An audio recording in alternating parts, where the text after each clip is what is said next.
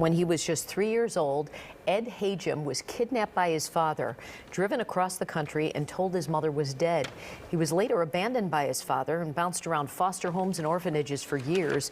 But instead of giving up, he persevered. He became a Wall Street executive, a philanthropist, and a family man.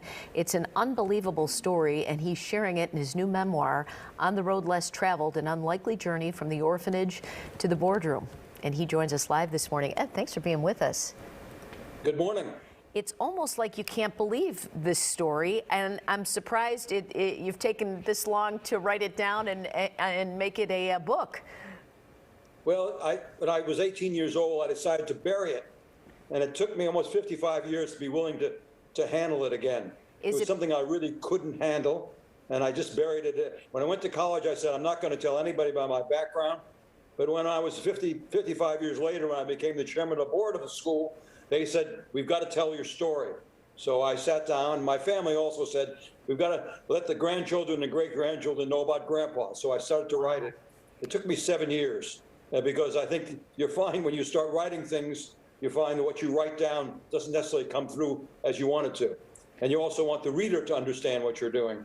And it was a very difficult experience, but I think it's worthwhile because I'm hoping that young people who read this recognize that anything is possible. So your dad kidnapped you. You lived a very difficult life as a kid. That would have really done a number on a lot of people, and they may never have recovered. So how did you persevere psychologically? What are the lessons that you learned out of that led you to success, where others would have been in deep trouble?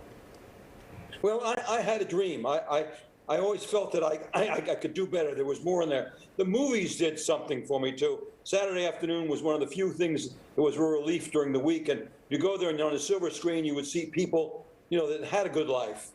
They were, heroes at that point in time. But more importantly, I learned, even in the middle of the experiences, that the disadvantages I had became advantages. Once you go through difficult periods, you learn things. I was in between 15 and 20 different locations before I was 18. Eventually, you learn adaptability. You go to the next school. I was in 5 different Catholic schools during the war. And when you go to one school to the other, there's a rites of passage. And you learn that you can succeed in that rites of passage. Sometimes it's not simple. You also learn resilience. It's like a muscle. The more you use it, the more resilient you become. And of course, you do persevere, which is very important. And I think, though, that it was a couple of things. My father, although he abandoned me, always told me that I had a better life and that I was a great person. In fact, I could never convince him I ever did anything wrong. There are letters in the book that show, Dad, I'm really sometimes a bad boy. He would never accept that. And that sort of gave me a great deal of confidence that I really didn't deserve, but it helped.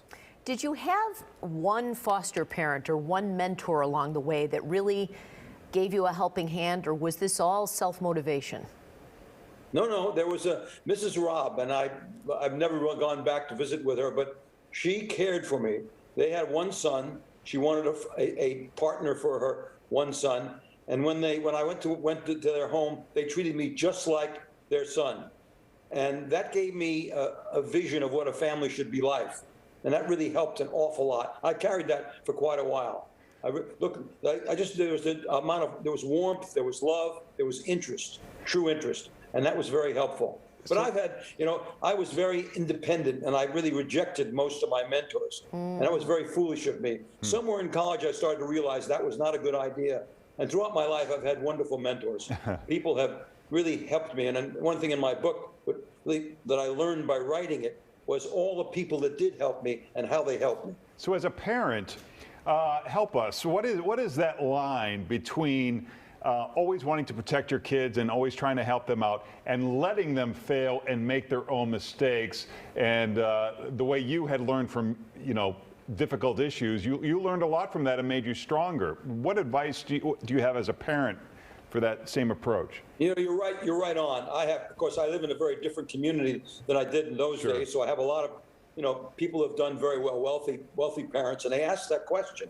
And I really believe it's very important to have experiences where you're on your own, where you're independent. So what I recommend is if you're a wealthy parent, you can send your children to private schools and everything, wonderful. In the summertime, make sure they work and make sure, and I believe in Outward Bound and Knowles. I sent my 22-year-old grandchild to Knowles a couple times. One summer he spent 30 days in the rain in Alaska. Wow. He learned more during that period probably than all the schooling. He became close friends with the other fellows in the experience. So have experience, and this working during the summertime.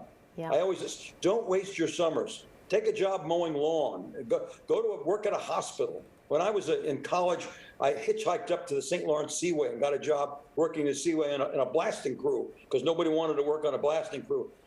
Lessons I learned there were just totally invaluable. So you just try to have as many experiences as possible. Don't waste those periods when you're not in school. Have experiences. And I would say for people that are comfortable, make your children somewhat uncomfortable for a period of time. My daughter spent a 6-week period in the Baja on a canoe trip with a group of other ladies in a Knowles experience.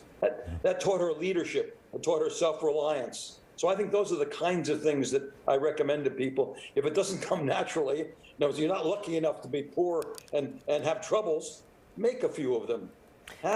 Put your children into situations where, they have to be on their own. Right. I actually took my 14-year-old son down the Green River for 4 days. And when you're on a raft in the Green River and you sleep on the ground every night, it's really a great experience. It gives you a good find perspective. That, there's nobody there to protect you whatsoever.